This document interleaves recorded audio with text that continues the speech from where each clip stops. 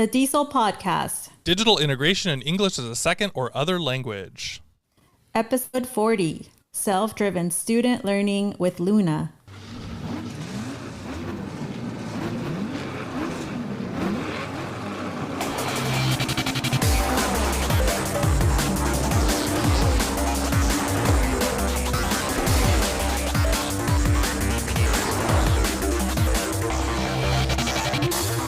Welcome to DIESOL. This is episode 40. We are your hosts. I am Brent Warner. And I'm Esol Reyes. Oh, Hey, Esol. Brent. Where's your energy today? You're waking up too early these days. Yeah, I've been, by the time people listen to this, I'll have finished working with teachers that are in Uzbekistan. So we've been trying to meet their schedule, and that's what I've been doing this week, but it's been exciting. Yeah, wonders of the internet. So you're traveling virtually to Uzbekistan every morning. Be my couch. So we've been doing the Clubhouse. That's right. On Mondays, we have been doing Clubhouse, and I know that you, Brent, were a little iffy about it at the beginning. Mm-hmm. That's fair. But you are kind of a cusp millennial, so we've got to get on that train. I know. I'm always borderline, and it's like I hold off a little longer than some people, but it's pretty cool. It's cool. Like, I've been enjoying it. We started doing our DIESOL Clubhouse on Mondays, short ones, 30 minutes. Mondays. And it's been pretty good. So, yeah, keeping that in mind. So actually what ended up happening for this episode is we have our guest on today, which is Luna. Hi, Luna. How are you? Hi, I'm good. Thank you, Brent. And thank you for having me here. Yeah, well, Hi, Shell. Nice to have you. Thank you. It's my pleasure. So, Luna, you came on to the Clubhouse, and Luna, just to be clear, you are my student. And so, you came onto the Clubhouse and listened in and shared a couple of ideas, and we thought, we're at 40 episodes and we haven't really properly interviewed a student yet. We've talked to people who were students in the past but are now teachers, and different setups, but hey, I'm just a student, I'm learning things. And so we just kind of said, oh yeah, it might be a good idea. And Luna, since you had so many good ideas which you were sharing during the Clubhouse, we asked you to come and join us, and thankfully you said yes, so thank you so much. Thank you. But we wanted to talk a little bit about, in particular, I was happy to have you on because you've been my student now for a year and a little... Yeah, years. A year. You started in the summer. Was it summer of last year that you started? Last summer. Yeah. We learned together. And those were all online, but the amazing thing for me, and Esol, I'll tell you this too, with Luna was like, I would share some technology and then she'd be like doing her own projects with it later, like trying to figure out things. And then you were not in my class, I think, in the fall semester, but then you're like, oh, you're still sending me emails and like, here's a podcast I recorded by myself just for fun. And I'm like, wow, you're really doing all of these amazing things and really trying to take advantage of your learning. And then the reason why this was a big deal to me is because we want to talk a little bit about students who are trying to learn language for themselves, right? Not just because of the school rules and not just because of, the teacher says I have to do this, but also, autonomy and like, I have my own reasons to learn and I want to do these things. And so we're happy to have you on. So thank you so much for joining us. Okay, I'm so happy to be here. Yeah. Thank you. Thank you.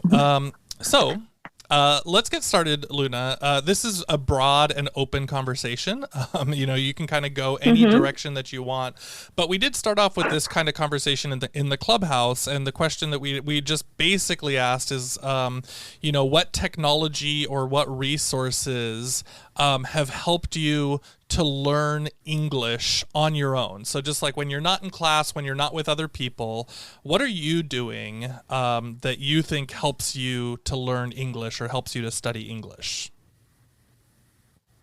For me, I think my own experience, there are several good methods to help me learning English. For example, I I like watching sitcom. The first, I think it's very useful. Sitcom and YouTube. You can go to YouTube to find any topic you want to search. And another like Spark Video and the Flipgrid. Another, like I share with you, Anchor.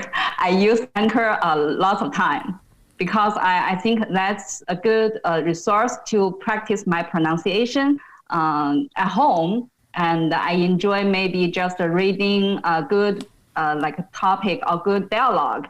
And maybe, one day I talk about like Thanksgiving, talk about my traditional family dishes in Thanksgiving.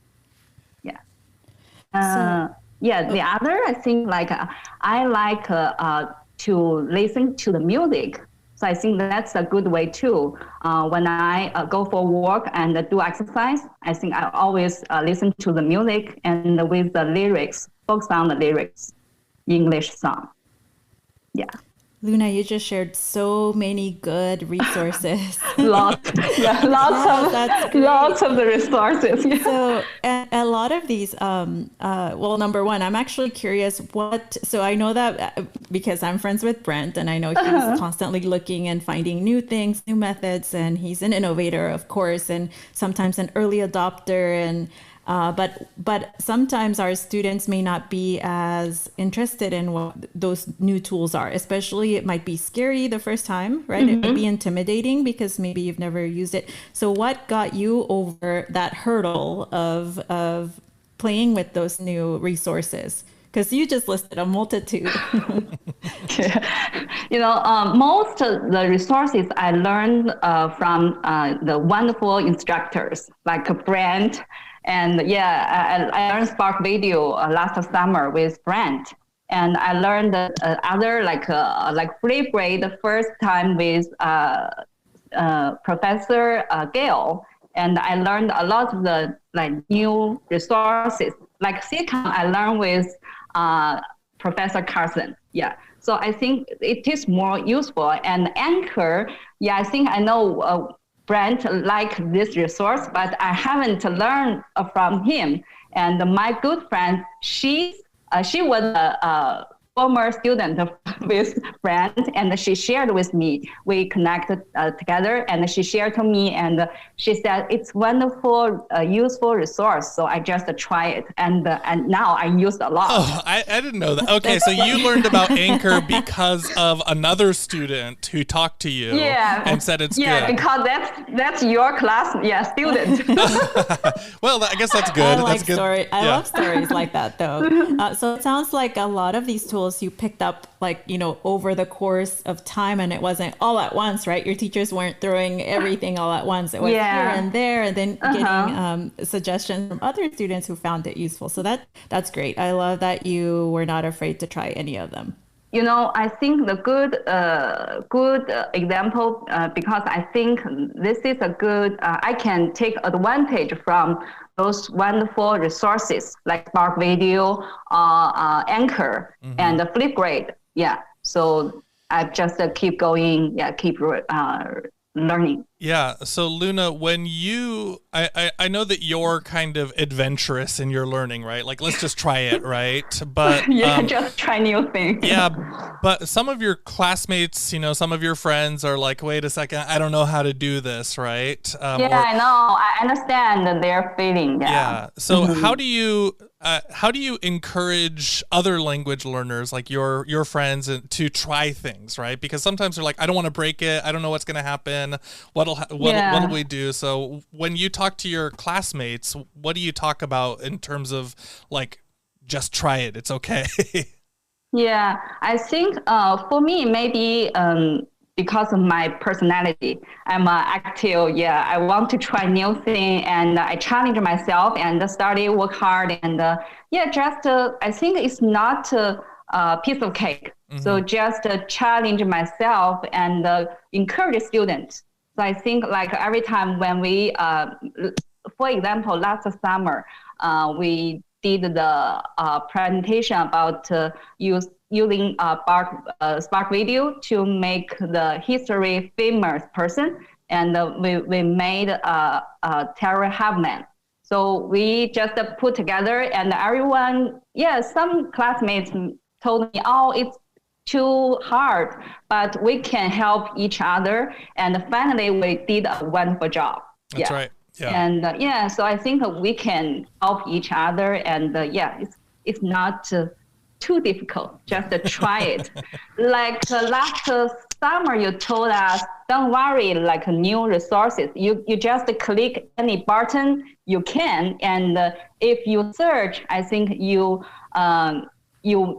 do more research and you click practice more and you can learn more. Yeah. Yeah. I'm like, this is all good advice, and then I'm like, that's my advice.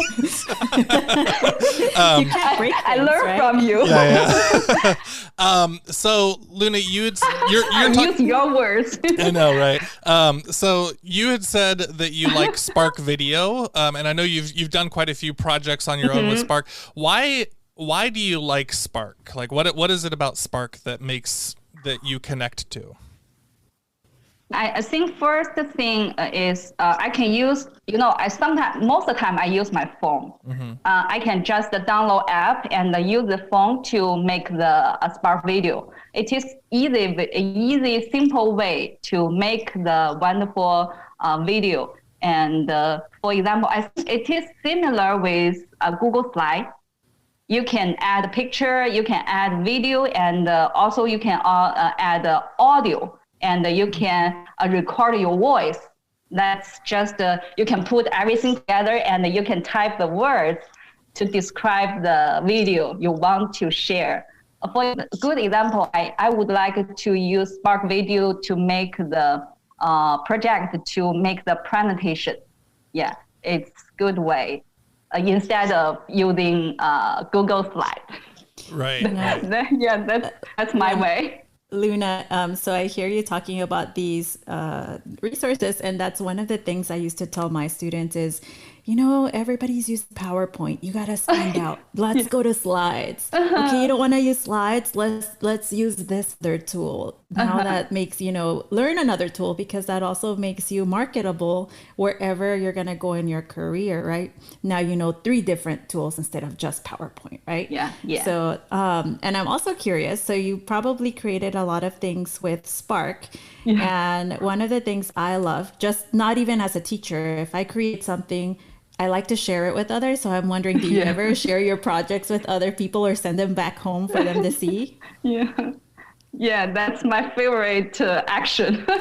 when I do the project new thing, and I always share with friends, and I hope they maybe give me the good feedback, and just enjoy watching. I have a plan. I postpone doing anything. I told Brent I want to make my own Spark Video to introduce last summer our family's vacation and my favorite movie or favorite food. My hobby is cooking. So I think I want to. I like taking picture. I made a lot of picture and video in my phone, but I want to pick up some good resources and put in the Spark Video to make the project.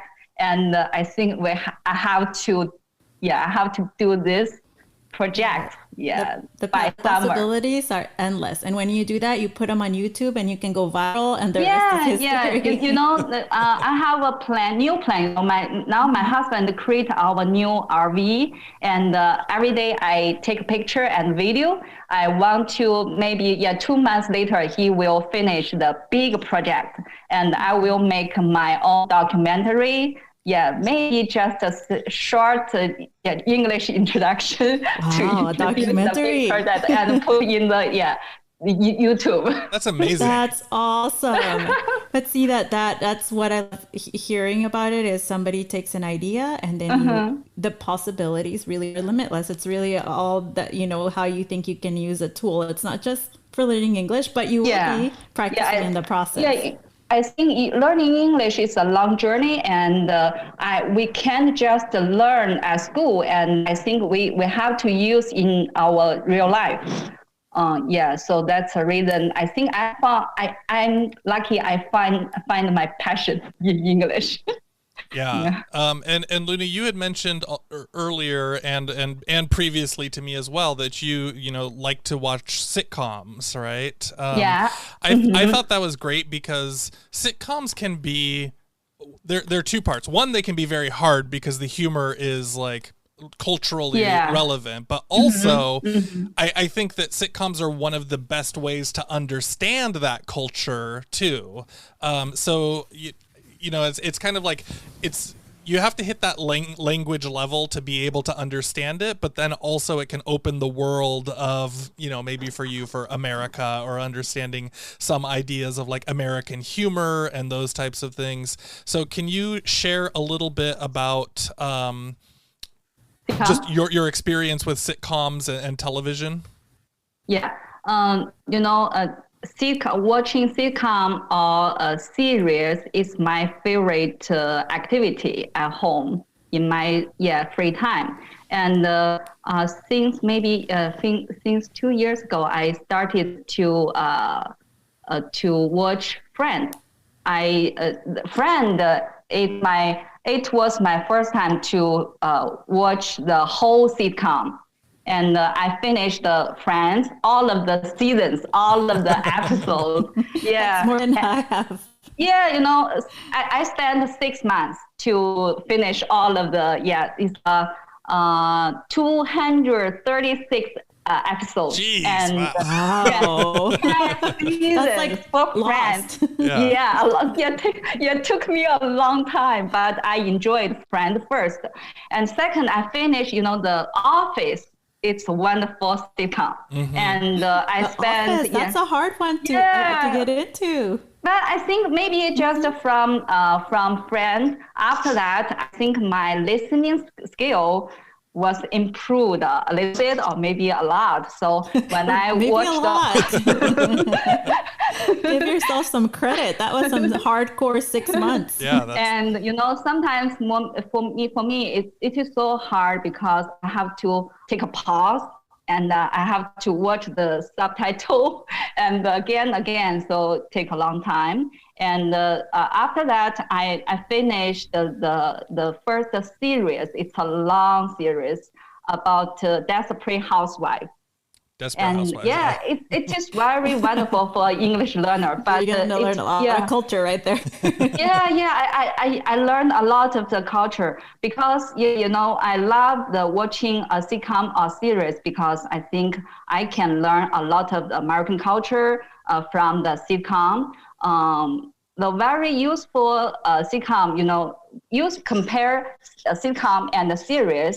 I think sitcom is better for the English learner because sitcom is shorter. So just around maybe 20 to 30 minutes, you can finish one episode. For the Desperate Housewife, even though I think it is good, but one episode, I think around maybe 15 minutes. Yeah, it is too long and people can't just focus on the whole episode.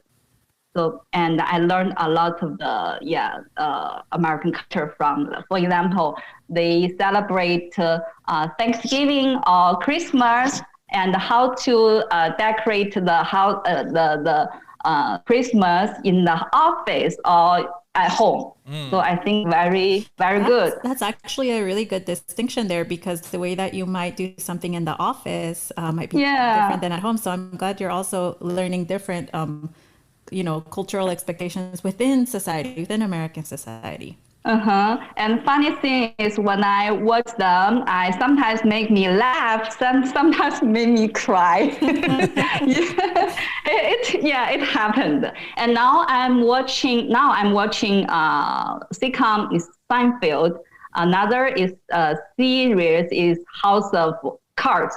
House of Cards, it is too hard, but now you cannot Yeah. You cannot like step away for 30 seconds and have cards because you will miss a lot. Yeah. Those I are enjoy watching them. Yeah, it's actually Was pretty that hard? Yeah, it's impressive the way you're explaining it is actually almost how I would tell people like, hey, this is an easy storyline with friends, right? Like it's kind of like it's fairly easy to understand. The language can be complicated in certain parts and jokes, but like the stories are easy, right? And then you kind of step up and it's like Desperate Housewives is kind of, it's dramatic, but then now you're talking about Seinfeld, which I think is very complicated. But I think it's complicated. Yeah, it's really, really fine cultural like jokes going on in Seinfeld, and a lot of abstract concepts. Yeah, right? and then finally, House of Cards. I'm like, oh, it's a political.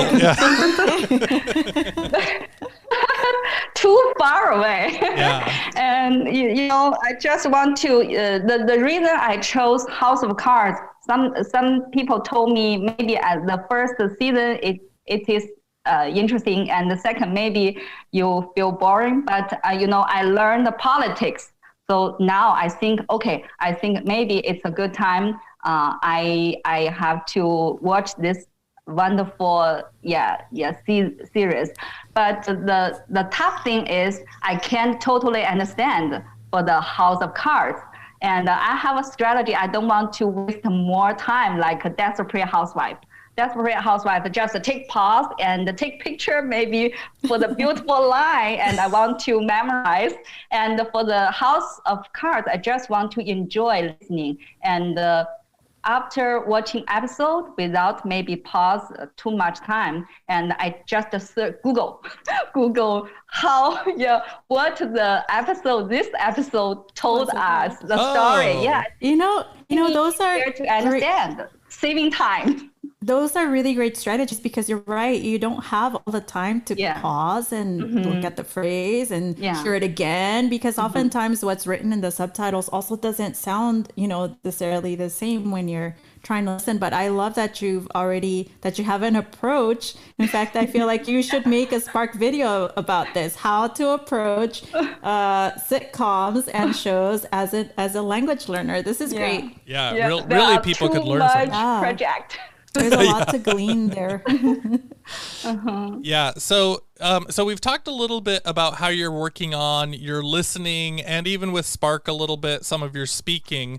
Let's talk a little bit about your reading skills for a minute, Luna, because I'd be interested, right now we're reading in our class, we're reading Fahrenheit 451, which is a fairly complicated book. It's not too hard to read, but it's deep, right?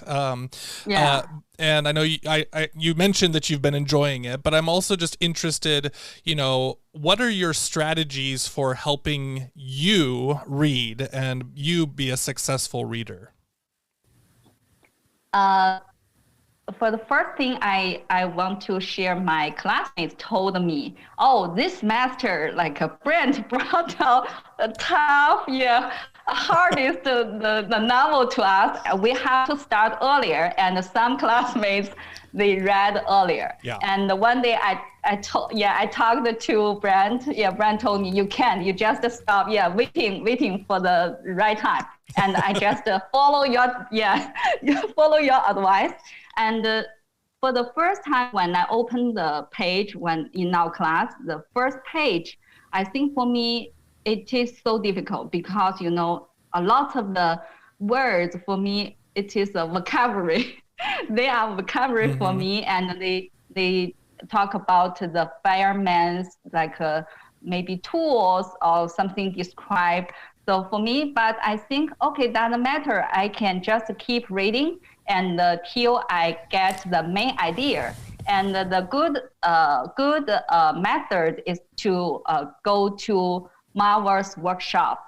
And Marwa is our assistant in the class who helps out with some of the things. Yeah, right? she's wonderful. She made the wonderful PowerPoint to introduce and detail to us and make us understand more.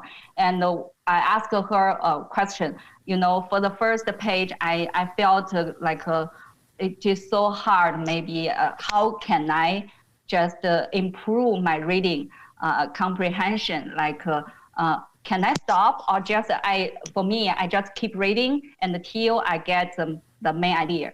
She told me, yeah, you are right. You just keep reading until you get the main idea. That's very important thing. Then if you interesting the like vocabulary, you can go back to just check the vocabulary.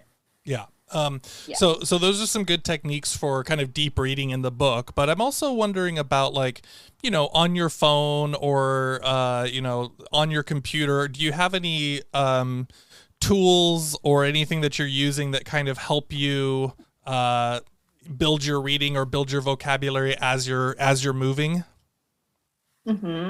I use, like a dictionary to check the definition, and I sometimes I use Google to just to Google the book introduction or to gather more information.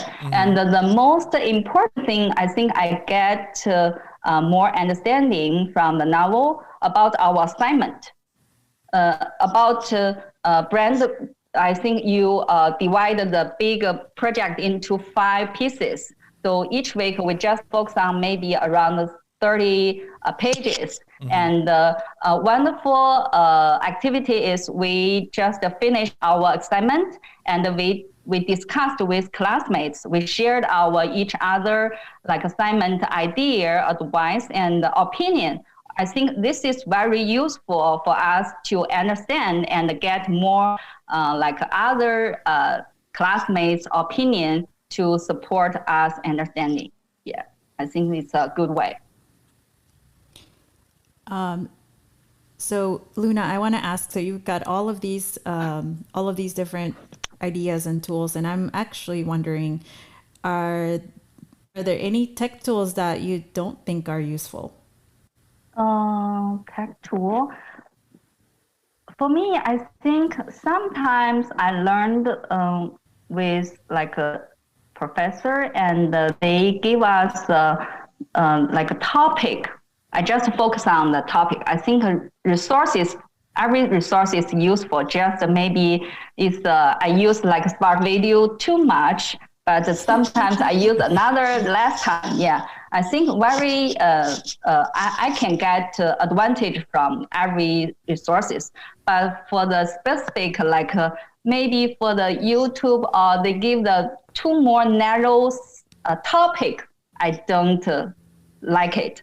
For example, maybe just about scientific like a scientific topic. Yeah, I think, I want to maybe, we learn English. I want to use the English in my life. I want to connect or have a conversation with my kids' teacher, have a conference with teacher, maybe make an appointment with doctor, and go to bank or go to supermarket to do everything I can just without any people helping me. So I think this is a very useful to relate to our real life. So this topic just for me, I think, it is more, maybe a little bit boring, a little bit harder, because like a neural knowledge, it is so hard to understand. Right. Yeah, there are out there will be some unnecessary, or not unnecessary, necessary evils. Sometimes it's that some topics that are not very fun, or not that you may not connect to. But I'm glad to hear that all of the tools your teachers have introduced you to have been helpful. Yeah, and I'm, that's part of the process of being a student, right? You're not always going to love 100% of everything that you see, right? So sometimes you're just like, I don't like this, but I have to move through it. For you, Luna, because I think that your motivation is kind of unique. How do you keep yourself motivated even in those times when you go maybe you feel like it's too hard, or maybe you're not interested? How do you push yourself to keep moving forward in those times? for me, maybe I just have a goal to improve my English. So even though it is a harder or hardest assignment or project we have to do, but for me, I think I just, for example, at the beginning, when I watch the YouTube video, I can't totally understand. I have to take a pause a lot of time. Like that's my strategy. I think this is for the hardest project. I have to take a pause and break into small pieces, and then I just one by one to understand. And at the end of the video, I can understand more. Yeah, that's my strategy. That's great. So you kind of have all these little tricks that you use for yourself to kind of help you keep going with everything. Never give up. Yeah, right. Try new things. All right. What a great attitude. I just admire that about you. I just want to say what a great attitude. So Luna, we're going to kind of wrap up this part of the conversation in a minute, but just if there, I don't know if you have anything. I didn't really prepare you for this question, but if someone is just saying, "Hey, I like learning on my own. I like using my own apps or whatever it is, or on the computer or something," is there any one technology, one tool that you think, I mean, I know you've already talked about Spark quite a lot, but if you're going to give someone advice, like just another student, and as they say, you have to do this one thing to help you, what would you tell your classmate or your friend? Just for the technology? Sure, yeah. Maybe I think just enjoy watching YouTube. And the other, I think Anchor is the better one. Flipgrid, compare Flipgrid and Spark Video. And I think Spark Video, Flipgrid, it is a little bit, it's a good one, but you have, maybe some people don't like just put their video, their image inside. So that's I think they worry about this one. And for the Anchor, last semester I shared with my classmates. They said wonderful, because we can make audio, just audio, and without image, without video, and we just listen to the audio and listen to your voice, practice speaking skill. I think very useful. Yeah, that's a great point. I think, if you're a little shy about things, sometimes people don't want to connect their face to, everything, but just talking through, I agree with that's some really great practice there. All right. So lots of great tools, lots of great advice here. We're going to make a shift out and move over to our fun finds. All right, for our fun finds, this is a part of the show where we share something that's making us happy or something fun. It doesn't have to be technology related. So Luna will ask you for one as well. My fun find this time around is a Netflix series. It's called Blown Away, and it's season 2. It's a reality TV show of glass blowers. Oh, I've seen parts of that. And they're all competing. Yeah, they're all competing. But season 2, I'm very proud of my student, who is a former student. Really? She is Nao Yamamoto from Japan. And season 2 is where they bring people, glass blowers from, international artists. And when I had her as an ESL student at Cal State San Bernardino, she was blowing glass. And so she would talk about it, and that's her passion. And years later, to see her on the show, it's just amazing. So I would recommend Blown Away Season 2. That's cool. You can check to see how far she got in the show. Yeah. Netflix, cool. Right?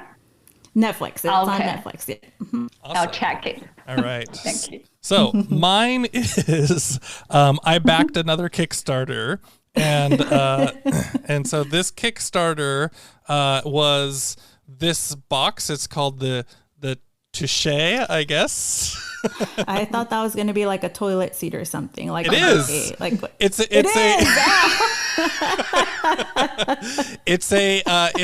a replacement.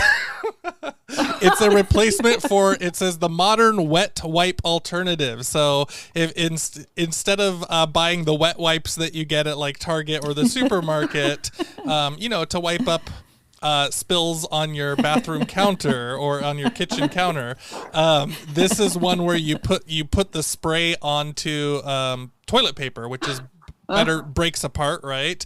And it's a foam. It makes a little foam, and then it puts the foam onto the toilet paper, so it's more eco-friendly. And so this was, to tell the truth, I got this thing, and it's a Kickstarter. It's fine.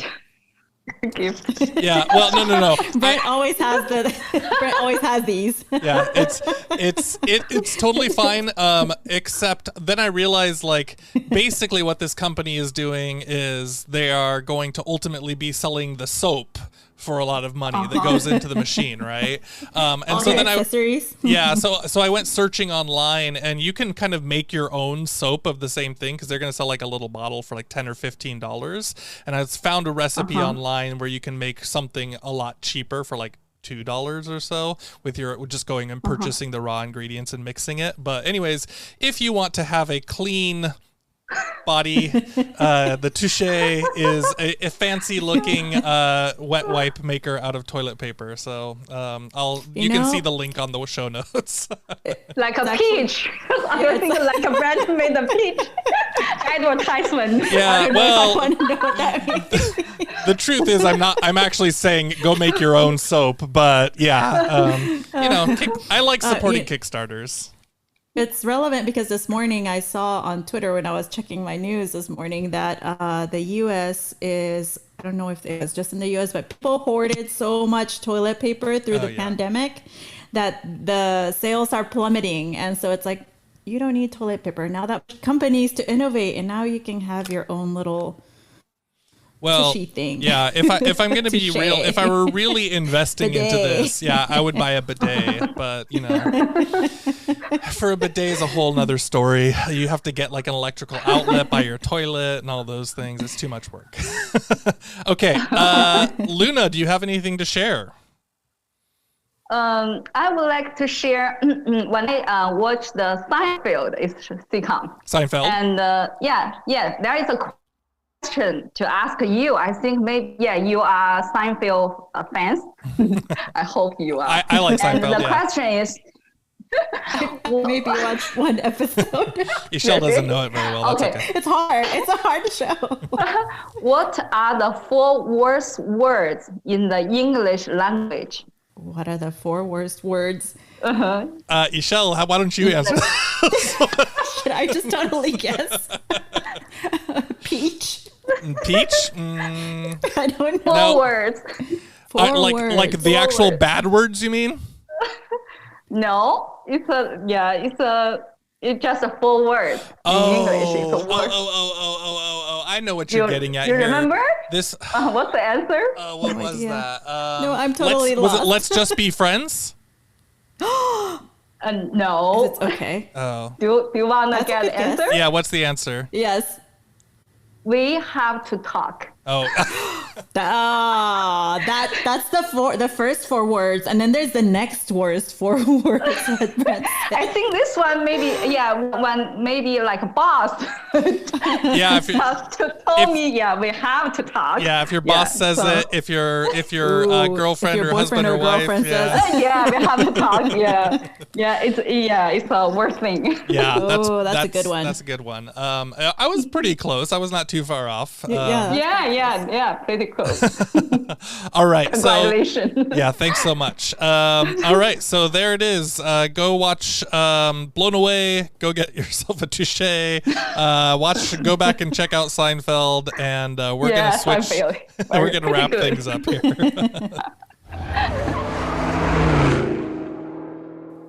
All right. Thank you so much for listening to the show. Thank you if you attended Drinks with Diesel. We had all sorts of people joining us. Thank you for attending Clubhouse. You could win a one-of-a-kind Diesel pin by leaving us a review on Apple Podcasts, or if you're leaving us a shout out any other way, just be sure to tag us on any social media. That's right. We are on Patreon if you want to support the show. There's no requirement, but there's a $1, a $3, and a $6 tier if you want to help out. If pay for some of the hosting expenses and those types of things. But yeah, for now, I think we're doing the Clubhouse thing. It's been fun.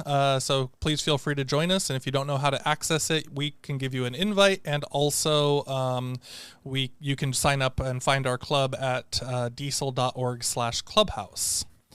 For show notes and other episodes, please check out diesel.org/40. And of course, you can always listen to us on VoiceEd Canada at voiced.ca. You can find us on Twitter. The show is at DieselPod, and I am at Brent G. Warner. You can find me, Esol, at ixy_pixie. It's IXY_PIXY. In Chinese, thank you is 谢谢. 谢谢 for tuning into the Diesel podcast. Thanks, everybody. Take care. Thank you. Bye-bye.